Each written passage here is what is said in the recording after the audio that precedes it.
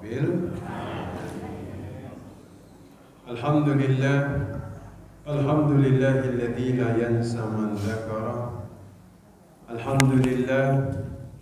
Alhamdulillahilladzi la yudayyi'u man syakara Alhamdulillahilladzi yajzi bihil ihsani ihsana wa bisabri najata wa ghufrana. Ashhadu an la ilaha illallah wa ashhadu anna Muhammadar Rasulullah. Allahumma salli ala sayyidina Muhammad wa ala alihi wa sahbihi wa man tabi'ahum ila yaumiddin, amma ba'd. Alhamdulillah, Bapak Ibu sekalian, kita bisa ketemu lagi pada kesempatan pagi hari ini. Sehat semua, Allah berikan kebaikan, masih hidup kalau kata Buya ya. Karena memang itu kalimat yang harus diucapkan di pagi hari ya. Jadi alhamdulillah masih hidup. Kan pas bangun tidur, alhamdulillahilladzi ahyana ba'dama amatana wa ilaihin nusyur. Itu memang yang diperintahkan memang ya. Alhamdulillah masih hidup. Mudah-mudahan Allah tambahkan, Allah panjangkan ya. Amin ya rabbal alamin. Izin ya, karena hari ini saudara-saudara kita sedang melakukan wukuf di Arafah. Maka saya pagi hari ini mau bahas Nabi Ibrahim. Mudah-mudahan kita bisa mengambil hikmah dari kisah beliau ya. Nabi yang dijuluki Khalilur Rahman itu cuma 2 orang nabi. Khalilur Rahman itu cuma berapa orang nabi? 2 saja. Jumlah nabi totalnya ada 124.000.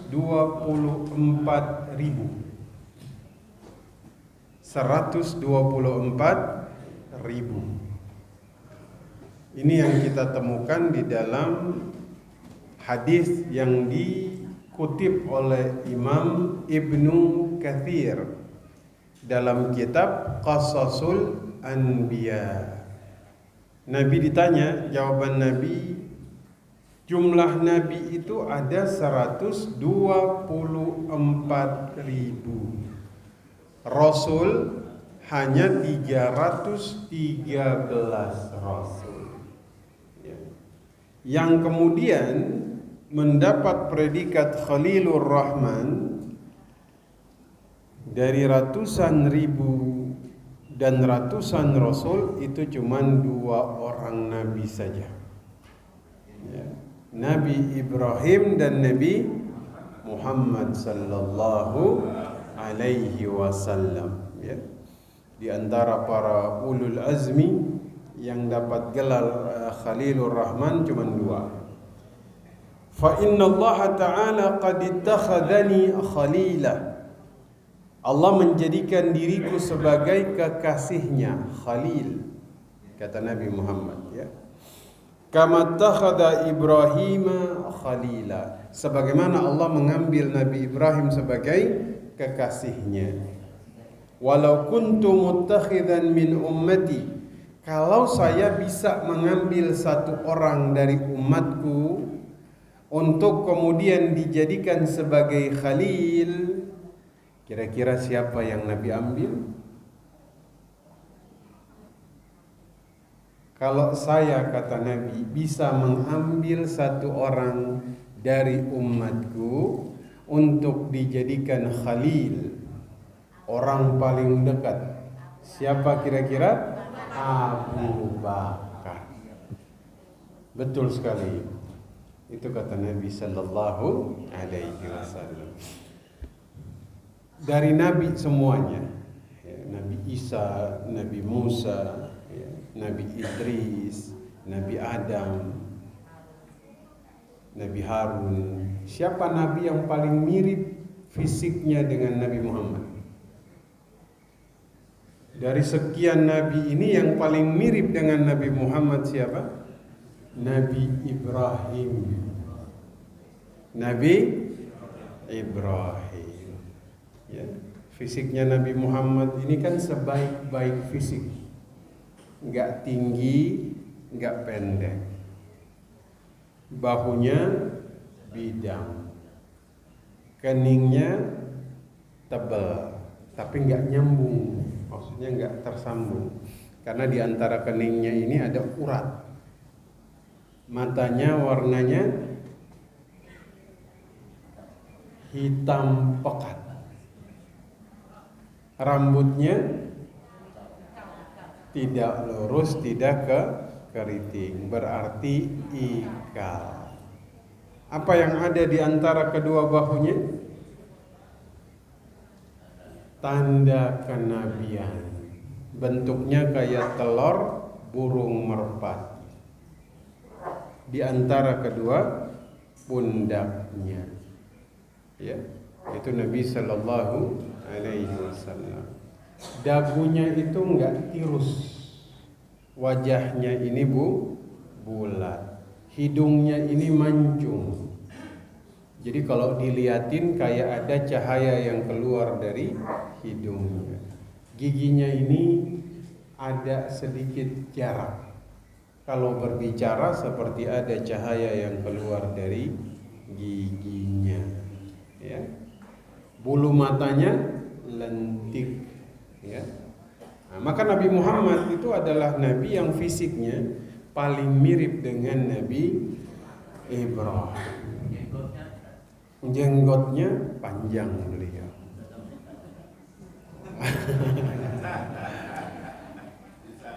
Tapi di jenggotnya ini ada uban, di rambutnya ada uban, tapi nggak lebih banyak dari 20 helai. Itu Nabi Sallallahu Alaihi Wasallam. Rambutnya itu sampai cuping telinga. Tapi ada riwayat yang bilang sampai bahu. Beliau kalau nyisirnya dibelah rambutnya. Kalau habis mandi pakai minyak untuk membasahi rambutnya. Jadi Nabi itu fisiknya hampir mirip dengan Nabi Ibrahim alaihi salam. Nah, maka dalam Quran itu Allah nyatakan wattakhadallahu Ibrahim khalila. Ya. Itu dalam surah An-Nisa ayat 125. Ya. Maka Allah itu menjadikan Ibrahim sebagai khalilah, kekasihnya, yang dicintainya, yang disayanginya. Ya. Khalilah itu kalau bahasa Arab itu khullatun. Ya. Khullatun itu derajat yang paling tinggi. Ya. Derajat yang paling tinggi. Ya. Allah mencintai semua hambanya. Allah mencintai semua nabinya. Tapi dari semua yang ada di atas muka bumi ini yang sampai derajat khullatun itu cuma dua, Nabi Muhammad dan Nabi Ibrahim. Karena cintanya sudah teruji. Ujiannya berat-berat. Setiap dapat ujian lulus. Setiap dapat ujian lulus. Dan ujiannya berat-berat, maka kemudian Allah menjadikan kedua nabi ini dengan derajat yang paling tertinggi. Ya. Jadi Nabi Ibrahim ini diuji dengan semua yang beliau cintai. Ya. Memang ujian paling berat adalah ketika diuji dengan orang yang paling dekat dengan kita. Itu pukulan psikologisnya itu berat sekali. Maka Nabi Ibrahim itu diuji dengan semua yang beliau cintai. Satu, beliau diusir. Bapak Ibu pernah diusir dari rumah? Udah? Bapak-bapak pernah diusir sama bininya? Belum ya? Tapi membayangkan diusir tuh gimana? Gimana kira-kira bayangan Bapak Ibu terhadap orang yang diusir? Masya Allah. Tapi ini yang ngusir satu kampung. Jadi Bapak Ibu ini diusir sama satu kampung diusir. Itu kehinaan paling terberat bagi diri manusia. Nabi Muhammad juga sama. Diusir juga dari Makkah. Padahal beliau bilang inna ahabbul biladi ilallahi Makkah. Daerah yang paling saya cintai adalah Makkah. Nabi Ibrahim diusir. Yang kedua, Nabi Muhammad juga diusir ya. Yang kedua, Bapak Ibu sekalian, Nabi Ibrahim ini diuji dengan ayah yang kemudian kafir. Ayahnya apa? Kafir. Nabi Muhammad diuji juga. Pamannya, ayahnya, ya. Orang-orang sekitarnya ini kemudian menjadi ujian bagi beliau. Ya. Kalau kita lihat nih, Masya Allah, Nabi Ibrahim ayahnya bukan Muslim. Nabi Lut bininya tidak dapat hidayah. Siapa lagi? Nabi Nuh putra dan istrinya tidak dapat hidayah. Siapa lagi? Nabi Ayub. Nabi Ayub itu istrinya enggak kabur. Istrinya Nabi Ayub itu tuh sampai ngejual tusuk kondenya.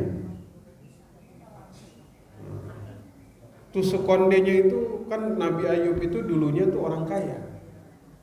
Waktu jatuh miskin, beliau sakit, istrinya sampai jual tusuk kondenya. Sampai istrinya Nabi Ayub saking setianya, ya awalnya kan masih jenguk, lama-lama badannya tuh bau semua. Istrinya tuh masih setia kerja, jadi khaddam, jadi pembantu, bersih-bersih rumah orang hanya agar punya uang untuk tetap mengobati Nabi. Istrinya tuh setia sampai akhir. Nah, itu dia. Tapi Fir'aun istrinya dapat hidayah. Maka kita ini, Masya Allah, bersyukur kepada Allah. Nah, kemudian Nabi Ibrahim ini diuji dengan Nabi Ismail. Nabi Ibrahim ini kan jalan kaki, Bu. 2000 kilometer. Sampai ke Makkah. 2000 kilometer. Itu kayak dari Tangerang ke mana?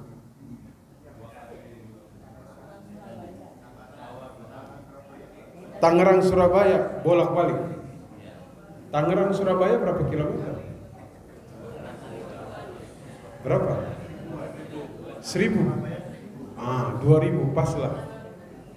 Tapi jalan kaki. Zaman dulu belum kayak sekarang, jalannya sudah siap. Begitu sampai di Makkah, ya Rabbana inni askantu min dzurriyyati biwadin ghairi dzi zar'in 'inda baitikal muharram. Rabbana liyuqimus shalah. Nah, ini menarik karena Nabi Ibrahim itu sampai di sana perintahnya apa? Ninggalin Sarah, Hajar dan Ismail. Ya, padahal Nabi Ibrahim itu punya anak umur 80 tahun. Habis itu kemudian harus meninggalkan yang dicinta di tempat yang tidak ditumbuhi, tidak dihidupi. Ini ujian. Ibu-ibu siap menerima seperti Siti Hajar? Sama suaminya ditinggalin di tempat, kalau di mall sih semuanya mau. Kalau ibu-ibu misalnya ditinggal di tempat yang asing. Kan kata Imam At-Tabari cuman dikasih roti sama air. Airnya 1 botol, rotinya cuman 1 kerat saja. Ya, Siti Hajar sebagaimana seorang wanita yang khawatir, awalnya dia bertanya, ila man taqiluna, kepada siapa kamu engkau titipkan ya Ibrahim? Iya kan? Enggak dijawab sama Nabi Ibrahim. jalan terus. Nanya lagi yang kedua kali, ilaman taqiluna, kepada siapa kami engkau titipkan? Gak dijawab lagi. Nah, ini pelajaran bagi ibu-ibu. Siti Hajar tuh nanya 2 kali gak dijawab, baru dia merasa jangan-jangan ada yang salah dengan pertanyaan saya. Pertanyaan awal, ilaman taqiluna, gak dijawab sama Nabi Ibrahim. Pertanyaan ketiga, bahasanya dirubah dengan yang lebih pantas. Allah amaraka bihada, Allah yang merintahin wahai suamiku. Baru Nabi Ibrahim jawab na'am. Maka ibu-ibu kalau nanya lakinya kagak dijawab, mungkin bahasanya kurang pantas. Betul? Bapak-bapak gimana kalau ditanya bahasanya pantas? Ya kalau istri nanya sekali, suami nggak jawab, nanya kedua kali nggak jawab juga, ganti bahasanya dengan yang lebih baik. Kalau kagak dijawab juga, fix suaminya budak. Itu udah budak ini, udah diganti bahasanya lebih lembut, kagak dijawab juga. Maka disitulah Nabi Ibrahim kemudian berdoa kepada Allah. Doanya itu semuanya nggak ada yang dikabulkan, semuanya Allah kabulkan. Faj'al af'idatan minan nasi tahwi ilaihim. Ya Allah, jadikan hati manusia cinta dan condong kepada mereka. Terbukti Pak, sampai sekarang Ka'bah itu tiap tahun yang datang jutaan orang. Betul? Dicintai sama semua orang. Ya. Apalagi warzuq ahlahu minat tamarat. Berikan rezeki kepada penduduknya dengan buah-buahan. Terbukti mana yang lebih hijau, Arab Saudi atau Indonesia? Mana yang lebih banyak hasil buminya? Tapi mana yang lebih kaya? Mana yang lebih kaya? Karena mereka didoakan oleh Nabi Ibrahim. Makanya Nabi Ibrahim kan doa, wab'ath fihim rasulam minhum, utus dari lembah ini seorang nabi.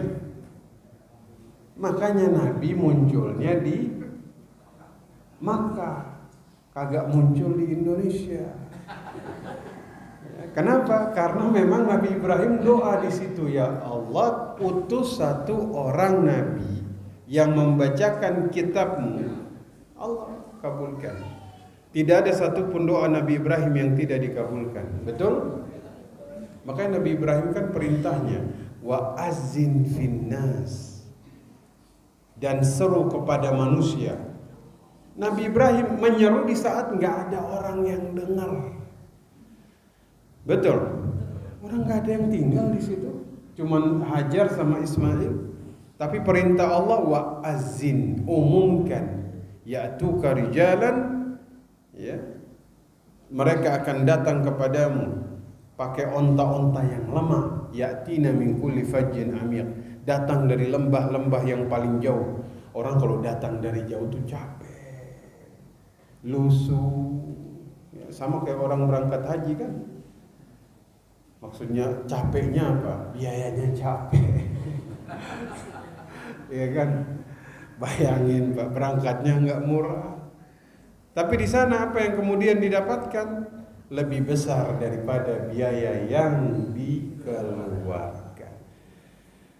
Makanya ada satu orang, ya, beliau itu bukan sahabat. Beliau ini kibarut tabi'in. Ya. Walaupun hidup sezaman dengan Nabi, tapi bukan sahabat, yaitu Uwais Al-Qarni.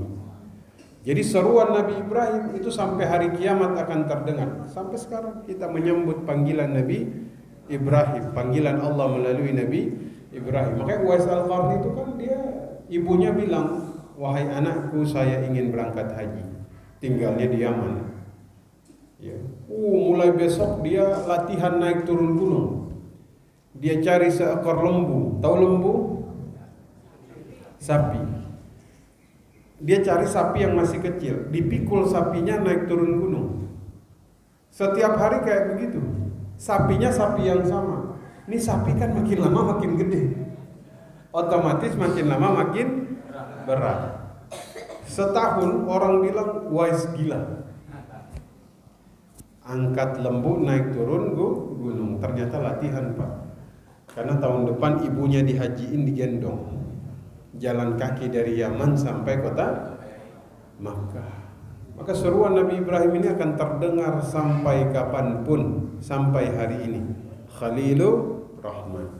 Nah, bayangkan diuji untuk menyembelih putranya Ismail, itu diuji oleh Allah Subhanahu wa ta'ala. Mimpinya para nabi itu ru'yatun sholihah, itu wahyu.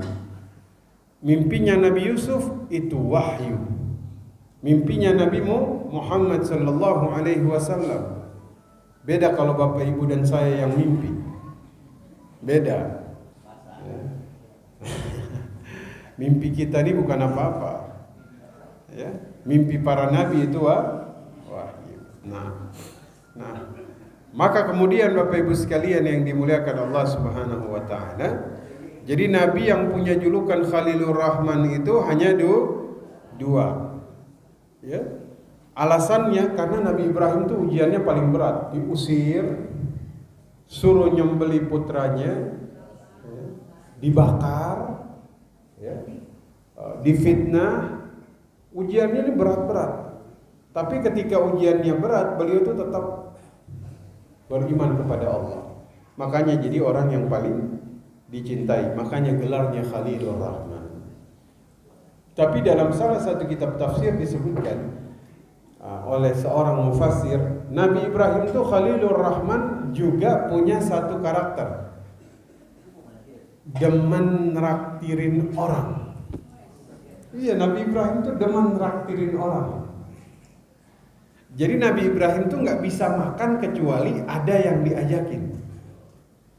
Makanya kan salah satu contoh atau ciri haji mabrur it'amut ta'am, memberi makan orang lain. Artinya jiwa sosialnya ini tinggi. Nabi Ibrahim tuh kalau makan nggak bisa sendiri. Ya, maka dikatakan bahwasanya Nabi Ibrahim tuh pernah jalan kaki 2 mil keliling gara-gara mau makan nggak ada yang bisa diajakin. Allahu Akbar. Bayangin, ada nggak orang yang mau makan tuh harus neraktir orang lain? Kalau nggak ada yang bisa ditraktir, dia nggak bisa makan. Itu Nabi Ibrahim. Tapi yang di sini nih kayaknya tampangnya tampang minta ditraktir ini.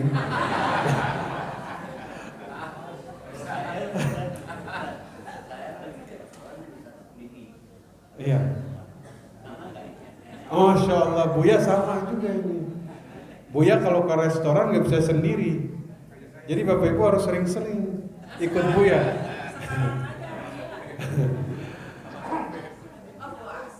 Oh, kata Pak Haji sama sopirnya Buya, nggak bisa sendiri. Nah, Nabi Ibrahim tuh sampai neraktir, salah neraktir. Yang ditraktir malaikat. Pernah kan? Yang ditraktir itu malah malaikat. Makanya Nabi yang kemudian disebut di dalam sholawat itu Nabi Ibrahim. Kan ada sholawat Ibrahimiyah ya, yang kita baca ketika khutbah Jumat. Ya, Allahumma salli ala Muhammad wa ala ali Muhammad kama sallaita ala Ibrahim wa ala ali Ibrahim innaka Hamidum Majid. Wa barik ala Muhammad wa ala ali Muhammad kama barakta ala Ibrahim wa ala ali Ibrahim innaka Hamidum Majid.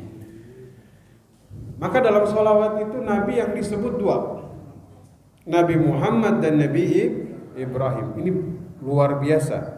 Ini punya kedudukan yang mulia di sisi Allah Subhanahu wa ta'ala. Itu yang kedua, karena Nabi Ibrahim disebut di dalam sholawat. 3, Nabi yang pertama kali dipakaikan, diberikan baju oleh Allah di hari kiamat, Nabi Ibrahim. Ya. Yuhsyarun nasu yaumal qiyamah. Di hari kiamat manusia dikumpulkan. Hufatan, uratan, ghurlan kama khuliqu. Jadi manusia di hari kiamat itu dikumpulkan, gak pakai alas kaki, telanjang, bahkan belum disunat, ya. Thumma qara'a, kemudian Nabi membacakan ayat, kama bada'na awwala khalqin nu'iduhu wa'dan alaina inna kunna fa'ilin wa awwalu man yuksa minal khalaiq Ibrahim. Kemudian Nabi membacakan ayat di dalam Al-Quran surah Anbiya ayat 104, sebagaimana kami memulai penciptaan yang pertama, begitupun kami mengulanginya. Manusia dibangkitkan sebagaimana dia diciptakan dan dilahirkan, telanjang, gak pakai alas kaki. Nah, itulah suatu janji yang pasti kami tepati, kata Allah, dan yang pertama kali diberi pakaian adalah Ibrahim. Kenapa Bapak Ibu? Kenapa Nabi Ibrahim yang pertama dikasih pakaian oleh Allah di hari kiamat, bahkan mendahului Nabi Muhammad? Ada yang tahu alasannya? Kenapa Nabi Ibrahim yang pertama kali dikasih baju? Karena dulu beliau waktu mau dibakar, beliau ditelanjangi, pakaiannya itu dibuka. Maka nanti di hari kiamat beliau yang pertama dikasih pakaian. Itu Nabi Ibrahim. Ya. Yang bakar Nabi Ibrahim itu siapa? Bukan Namrud. Masyarakat yang saat itu berhalanya dihancurkan. Pasukan Namrud itu hancur oleh nyamuk. Jadi memang Namrud ini nantang Nabi Ibrahim, bawa pasukanmu, saya bawa pasukan saya, kita perang. Ratusan ribu pasukan Namrud kumpul, tiba-tiba datang sekumpulan nyamuk sampai menutupi langit.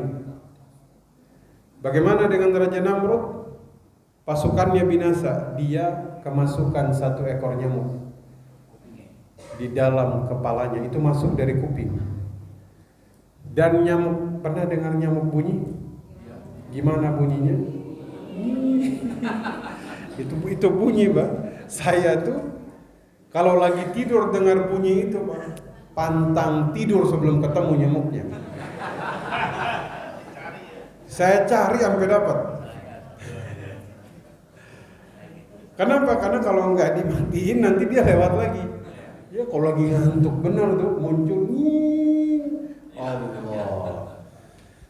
Itu langsung saya bangun, cari sampai dapat. Ini Raja Namrud 40 tahun, bunyi ini terngiang-ngiang di dalam kepalanya.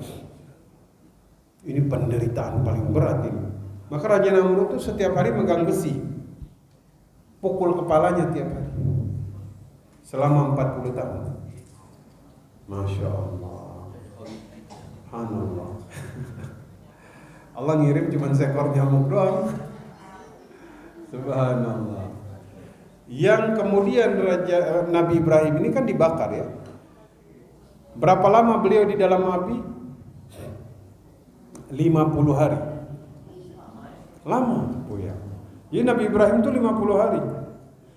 Ini api yang dibakar saking besarnya, mereka pakai manzanik. Tahu manzanik? Kayak alat ketapel untuk melempar. Mereka sendiri nggak berani deketin api itu, makanya cara lemparin Nabi Ibrahim ditelanjangin, diikat, baru kayak ketapel dibuang. Jatuh ke dalam api. Turunlah Jibril. Kata Jibril, nunggu perintah, mau apa? Kata Nabi Ibrahim, nggak ada. Saya serahkan semuanya kepada Allah, tawakal. Maka kita tuh nanti ada dalam kondisi sama kayak Nabi Ibrahim. Sudah nggak minta lagi, udah tawakal, ya Allah, saya serahkan semuanya. Ya. begitu. Sampai turun malaikat Zil, malaikat naungan. Maka Nabi Ibrahim bilang, hidup yang paling nikmat seumur hidup beliau adalah saat beliau di dalam kobaran api.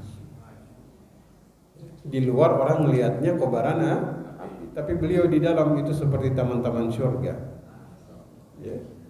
Makanya semua makhluk Allah tuh berusaha memadamkan api kecuali satu makhluk, toke. Toke. Ya. Kan dalam hadis itu kan Aisyah waktu masuk di dalam rumahnya ada tombak. Ya Aisyah, tombak apa ini? Kalau ada toke kita bunuh. Karena dia yang meniup api agar tetap besar di saat makhluk yang lain berusaha memadamkan api. Ya, Masya Allah. Toke nggak sama kayak cicak ya. Gedean toke. Ya. Nah, baik. Yang keberapa sekarang? 4. Ya. Karena dalam Al-Quran dikatakan bahwasanya Nabi Ibrahim ini banyak di dalam ayat itu dipuji oleh Allah Subhanahu wa taala. Ya. 1 Surat An-Najm ayat 37. Surah An-Najm ayat 37. Wa Ibrahim alladzi waffa. Nabi Ibrahim itu orangnya selalu menyempurnakan janji. Wafa itu orang yang selalu menunaikan janji. Bapak Ibu suka menunaikan janji? Suka? Saya pernah menyampaikan di sini bahwa dalam satu riwayat dikatakan Nabi Muhammad itu pernah sekali waktu bertransaksi, jual beli. Yang beli dia bilang kepada Nabi Muhammad, ya Muhammad, intazir hina, tunggu di sini. Kata Nabi Muhammad, na'am. Karena ini orang dia mau tawaf. Habis dia tawaf, dia lupa bahwa dia sudah transaksi dengan Nabi Muhammad. Waktu itu barangnya masih ada di tangan Nabi. Dia pulang ke kampung, jarak kampungnya dengan kota Makkah 1,5 hari. Sampai di kampung baru dia ingat, oh saya kan jual beli sama Muhammad, barangnya belum diambil. Sudahlah, istirahat dulu, besok baru saya balik ke Mekah. 1,5 hari tambah 1 hari, 2,5 hari. Balik ke Makkah 1,5 hari, 4 hari. Dia datang dan Nabi Muhammad masih berdiri menunggu dengan setia di tempat yang sama. Allahumma salli ala sayyidina Muhammad. Itu Nabi sallallahu alaihi wasallam. Wafa, suka balas kebaikan, ya, suka menepati janji. Sama seperti Nabi Ibrahim. Wa idh ibtala Ibrahim rabbuhu bikalimatin fa'atammahunna. Al-Baqarah 124. Ibrahim itu kalau diuji dengan perintah dan larangan maka dia tunaikan. Dia apa? Tunaikan. Ya. Apalagi pujian Allah di dalam Al-Quran kepada Nabi Ibrahim, wa inna min syi'atihi li Ibrahim idh ja'a rabbuhu biqalbin salim. Masya Allah. Surah Saffah ayat 83 sampai 84. Saffah.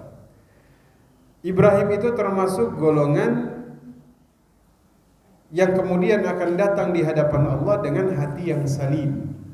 Qalbin salim. Hatinya itu selamat. Selamat dari apa? Dosa. Selamat dari apa? Ujub. Ya. Dari hasad, dari penyakit hati. Penyakit yang paling bahaya itu adalah penyakit apa? Yang paling bahaya lagi itu ujub. Bapak Ibu tahu ujub? Ujub, bangga diri. Bangga diri, benar juga. Tapi bangga diri dengan apa? kesolehan. Beda riya dengan ujub. Kalau riya pengen dipuji orang lain. Kalau ujub dia muji dirinya sendiri. Narsis. Iya. Dosa. Bahkan ujub lebih bahaya dari dosa.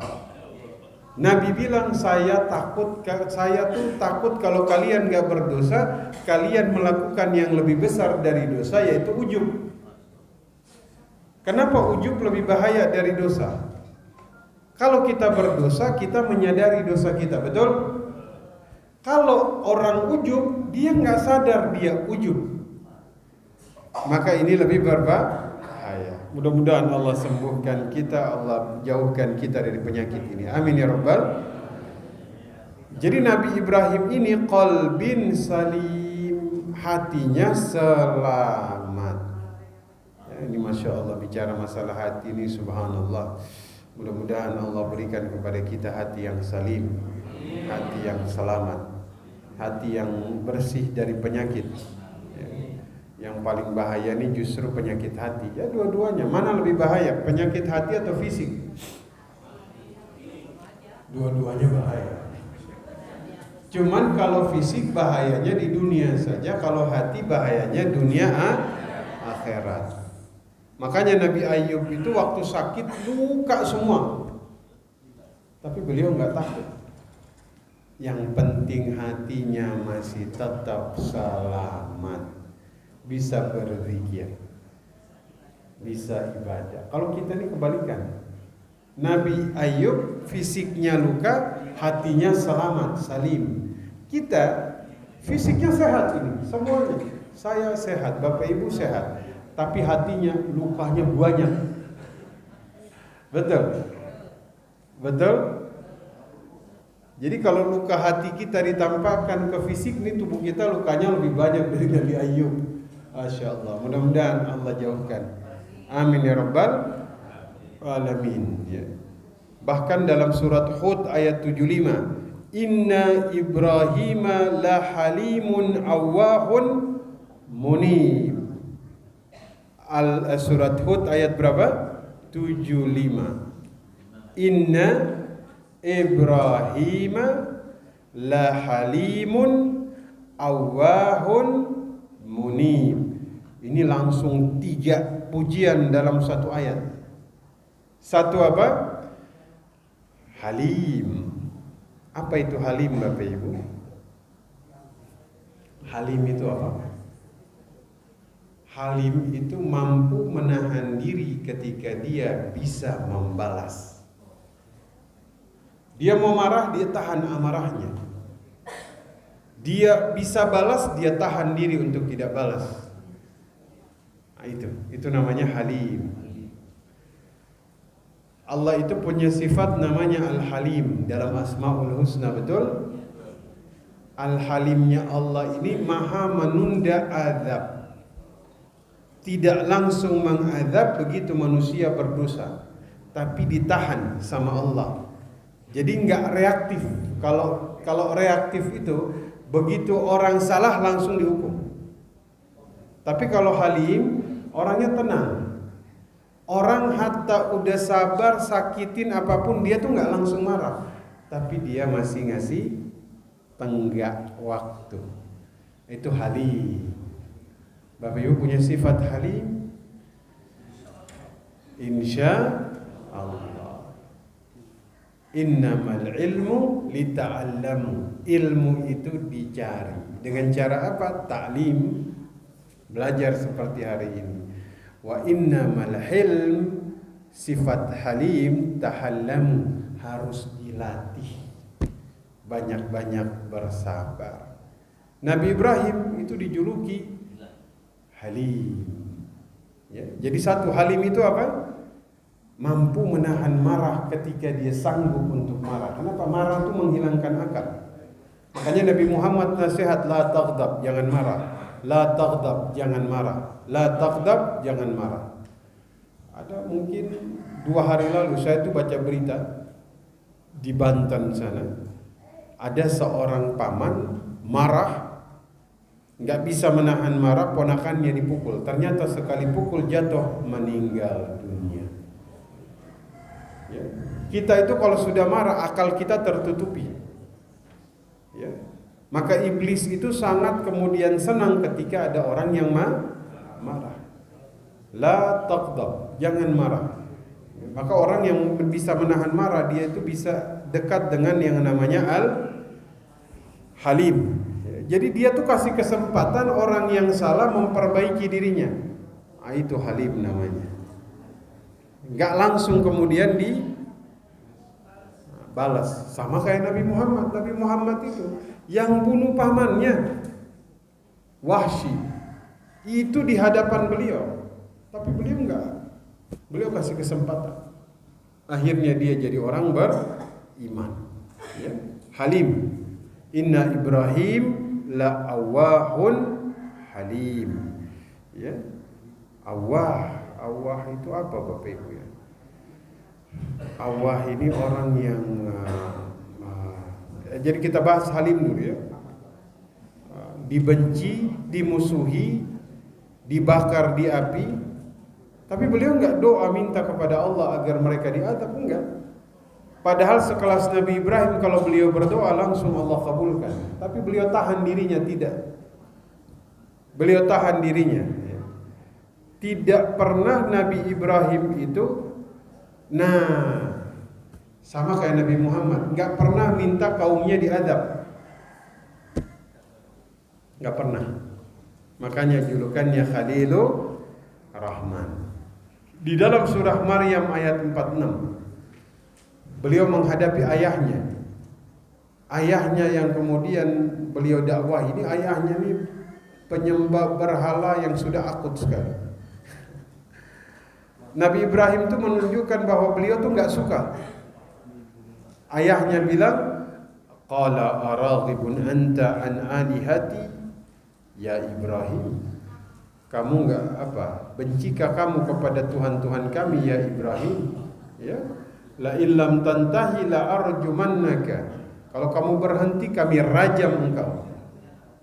Ini bayangkan, seorang nabi dapat ancaman dari ayahnya mau dirajam. Wahjurni maliyan. Kamu akan kami usir jauh-jauh sono. Bapak Ibu kalau dapat jawaban begini dari orang tua, apa jawabannya saya tanya? Apa jawabannya? Ini zaman sekarang ini banyak anak muda yang hijrah, ya, baru belajar, udah nyalahin orang tua. Benar, kita nih menuntut ilmu bukan untuk nyalahin orang tua. Kalau Nabi Ibrahim kebetulan ayahnya ini nyembah berhala, makanya dinasihatin. Ayahnya bilang kalau kamu nggak berhenti kami rajam. Sono jauh-jauh katanya, diusir. Kalau Bapak Ibu jawabannya gimana? Apa jawaban Bapak Ibu terhadap sebuah hal yang diucapkan seperti ini? Assalamualaikum, udah pulang. Kalau Nabi Ibrahim jawabannya apa? Qala salamun alaika. Jadi jawaban Buya tadi ada benarnya juga. Kalau Nabi Ibrahim salamun alaika. Doa keselamatan untukmu wahai ayah, sa'astaghfiru laka rabbi innahu kana bi hafiya. Saya akan mohon ampun kepada Allah untukmu ya wahai ayah, ya, karena Allah itu sangat sangat baik kepada. Ini Nabi Ibrahim. Saya tadi itu lupa ada satu amalan Bapak Ibu. Ada satu doa yang dibaca Nabi Ibrahim waktu mau dilempar ke dalam api. Ada yang tahu? Ini amalan kalau Bapak Ibu ada dalam situasi darurat, baca zikir ini. Karena zikir ini dibaca oleh dua Khalilur Rahman, dua kekasih Allah. Kalau Nabi Ibrahim membaca ketika mau dilempar ke dalam api, kalau Nabi Muhammad beliau baca ketika beliau itu menghadapi kaum musyrikin Quraisy yang hendak menyakiti beliau. Silahkan diikuti apa yang saya baca. Semoga Allah menjaga kita dari kemudaratan dan niat jahat manusia. Amin ya rabbal alamin. Silahkan diikuti dan dicatat. La ilaha illa anta subhanaka lakal hamdu walakal mulku la syarika lak. Kita ulang lagi. La ilaha illa anta subhanaka lakal hamdu walakal mulku la syarika lak. Sekali lagi. La ilaha illa anta subhanaka lakal hamdu walakal mulku la syarika lak. Ini waktu mau dilempar. Waktu sudah dilempar, beliau baca, silahkan ikuti. Hasbunallah wa ni'mal wakil. Hasbunallah wa ni'mal wakil. Hasbunallah wa ni'mal wakil. Masya Allah. Ini doanya Nabi Ibrahim. Ya, silahkan diamalkan. Ya, nah ini baca di saat, makanya itu kan termasuk zikir yang diperintahkan agar dibaca banyak-banyak ketika wukuf, itu termasuk zikir-zikir. Ya, la ilaha illallah wahdahu la syarikalah lahul mulku wa lahul hamdu wa huwa ala kulli syai'in qadir. Itu zikir ini terkandung banyak hal yang kemudian dibaca oleh Nabi Ibrahim alaihi salam. Nabi Ibrahim diusir dari Babilonia, Babil. Sekarang apa? Babil itu Irak. Ya, Irak. Irak. Jadi waktu diusir tuh beliau larinya ke Syam. Ke Syam ya. Saat itu tuh saat zaman-zaman mereka tuh raja dunia tuh ada 4. Raja dunia tuh ada 4. 2-nya muslim, 2-nya tuh kafir. Namrud kafir, Fir'aun kafir. Ya. 2 lagi tuh muslim, Dzulqarnain, dan 1 lagi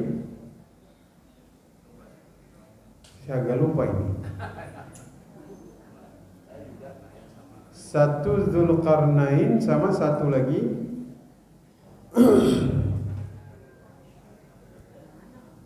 ada 4 raja dunia. Nabi Sulaiman kalau nggak salah. Baik, wallahu a'lam, nanti coba saya ingat-ingat lagi. Lupa. Nah,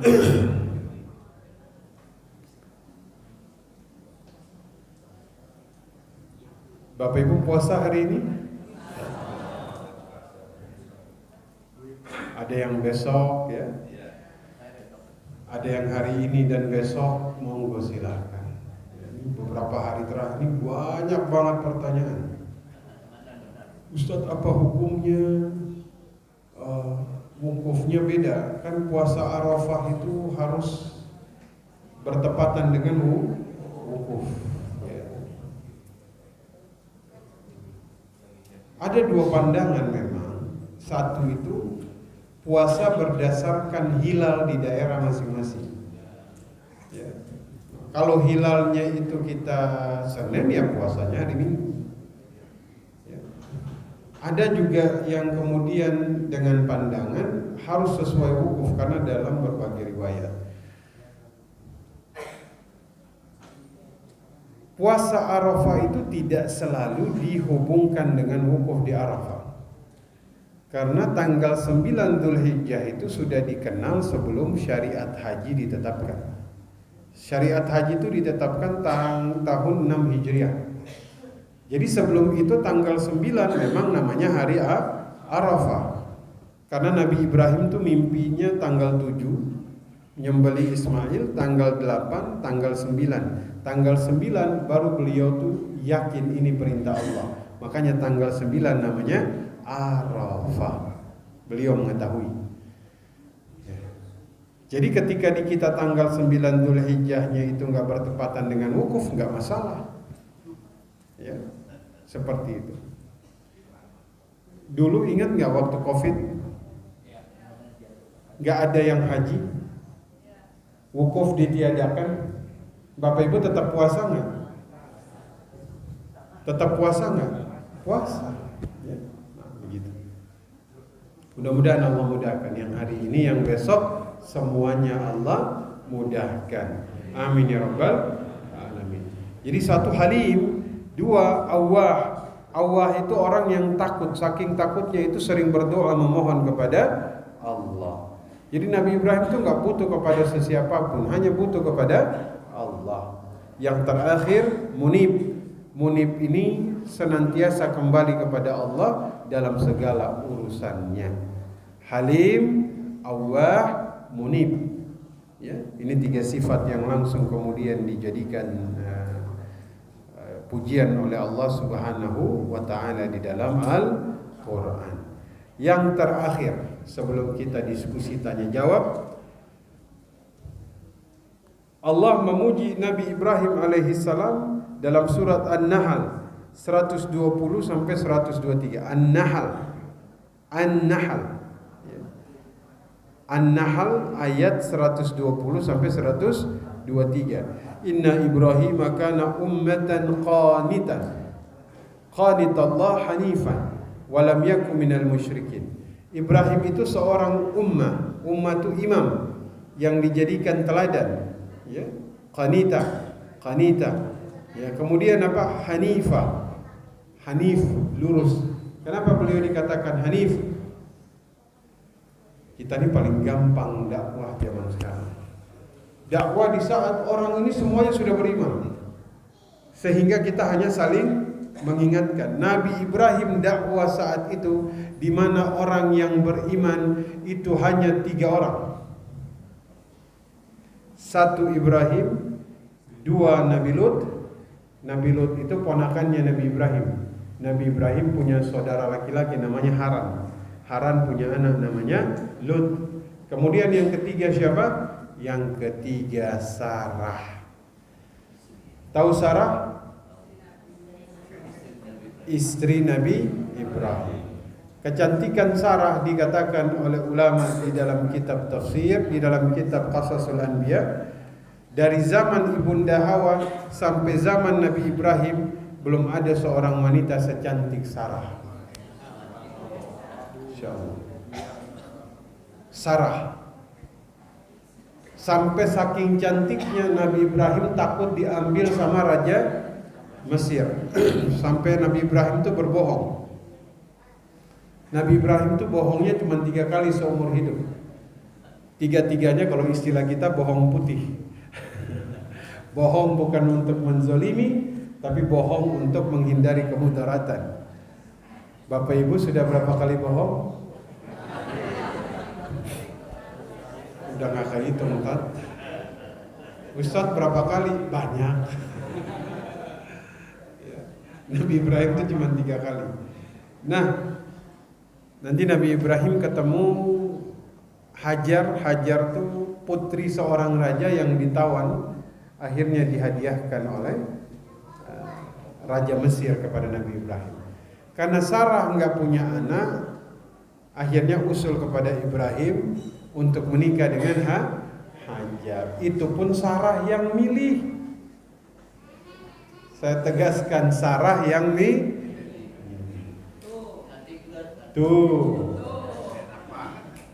dipilihin.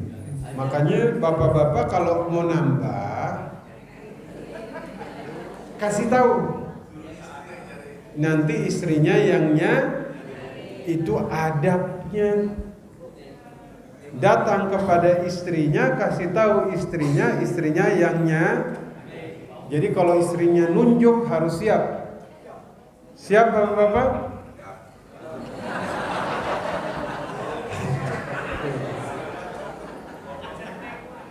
Yang siap yang mana tadi? Angkat tangan. Biar kelihatan nama bininya di sini. Rupanya siapnya nggak berani ya. Baik. Kok jadi ke situ kita ya? Inna Ibrahim kana ummatan qanita hanifa wa lam yakun minal musyrikin. Nabi Muhammad juga sama. Diutus di saat menentang banyak sekali pertentangan.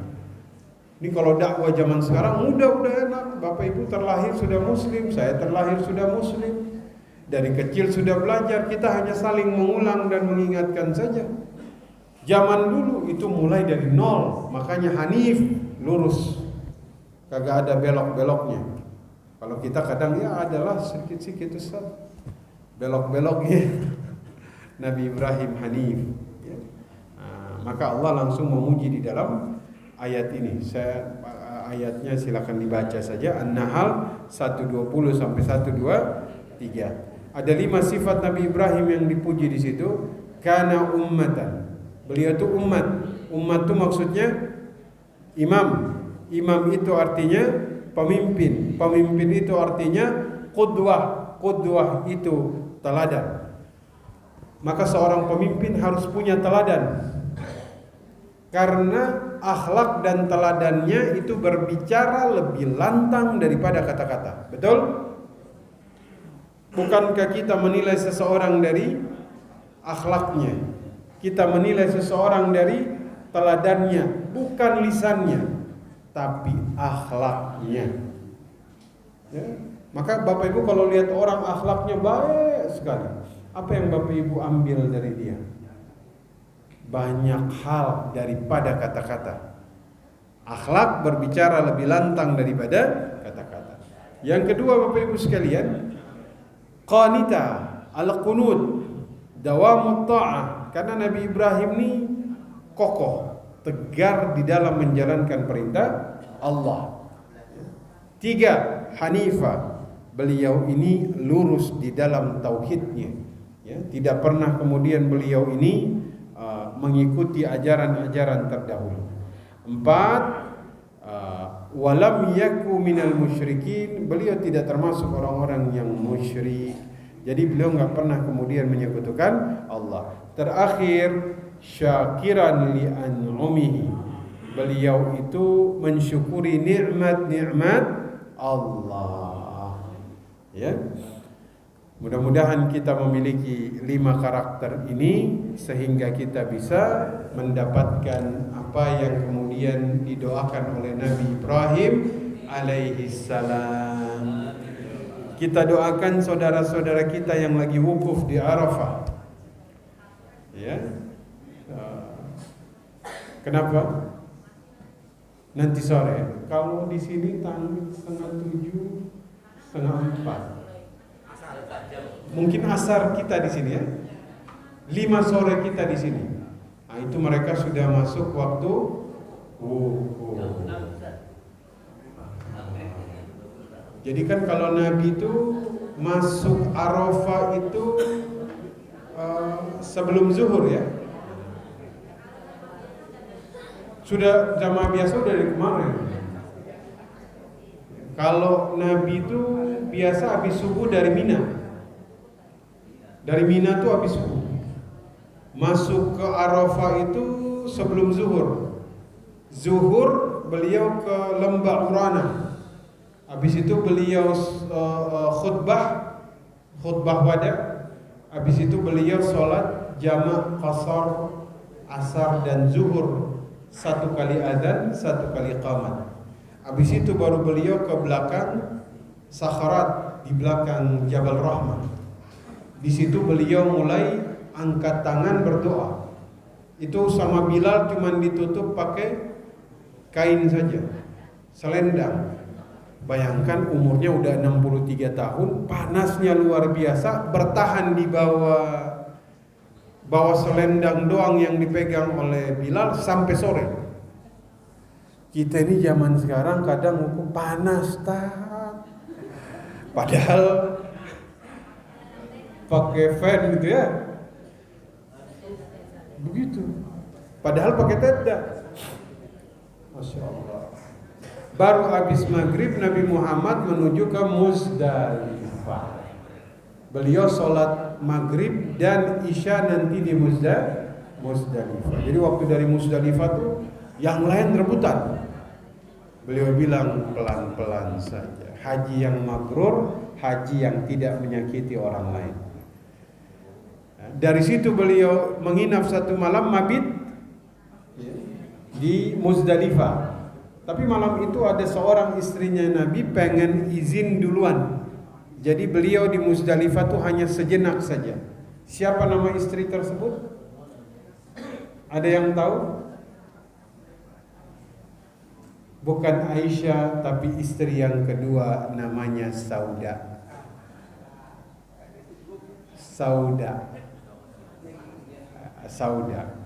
Makanya orang, boleh nggak Ustadz kita hanya melintas saja Muzdalifah sejenak? Boleh. Itu murur, mereka cuma lewat. Ya. Cuma di bis. Kenapa? Karena yang tahun lalu kejadian. Ya. Jadi murur, hanya lewat sejenak saja. Boleh? Boleh. Walaupun kalau dalam madhab Syafi'i harus melewati muntasafal lail, tengah malam. Tapi darurat. Kita nggak nyari afdaliyah, tapi kita mencari kesempurnaan saja. Habis itu Nabi kemana? Paginya habis sholat subuh ke Masy'aril Haram. Di sana beliau doa. Waktu doa beliau senyum. Kata Umar, kenapa senyum ya Rasul? Kemarin waktu wukuf saya doain, semoga orang yang zalim, orang yang mazlum diampuni dosanya. Belum dikabulin. Hari ini saya doakan dikabulin. Terus kenapa Nabi senyum? Karena iblis dia sedih doa ini dikabulkan. Dia nyesel sampai dia ambil debu dia taruh di atas kepalanya. Baru habis itu Nabi kemana? Melontar jumrah. Ya. Habis itu baru Nabi tahallul awal. Habis itu Nabi menyembeli korbannya. Berapa ekor? 100 ekor. Maka ada yang bilang, pokoknya Ustadz saya pengen haji sunnah semua sesuai Nabi. Oke, baik, berarti korbannya harus 100 ekor kambing. Waktu itu beliau potong, habis itu dilanjutkan sama Ali. Bisa dibayang, mau 100 ekor? Kan katanya mau menghidupkan semua. Maksudnya pengen persis seperti Nabi. Berarti harus ambil mikot dari Bir Ali. Dan ngambil mikotnya tanggal 26 Dzulhijjah. Habis itu jalan kaki ke Makkah. Siap? Yang itu bilang 100 ekor ya Tan? 100. Ini kadang kita bicara menghidupkan sunnah, tapi pilihnya yang ringan-ringan. Sunnah memelihara jenggot, iya enak, tinggal dipelihara tumbuh. Tapi jangan lupa Nabi juga menghafal Quran, gitu ya. Siap? Habis itu baru kemudian Nabi melakukan tawaf, ifadah dan sa'i. Baru tahallul tsani. Habis tahallul tsani balik ke Mina menyempurnakan mabitnya.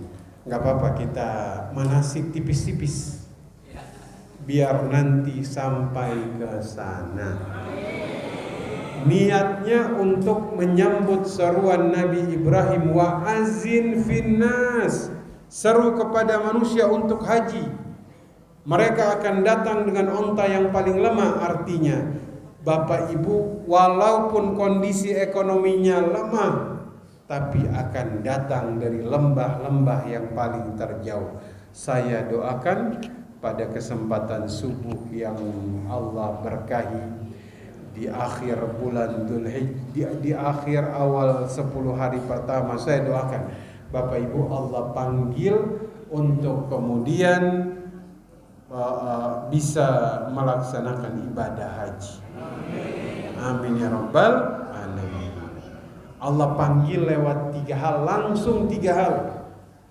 Nasab. Mudah-mudahan nanti ponakannya, anaknya, kakeknya, saudaranya tiba-tiba hajiin. Ini namanya haji nasab.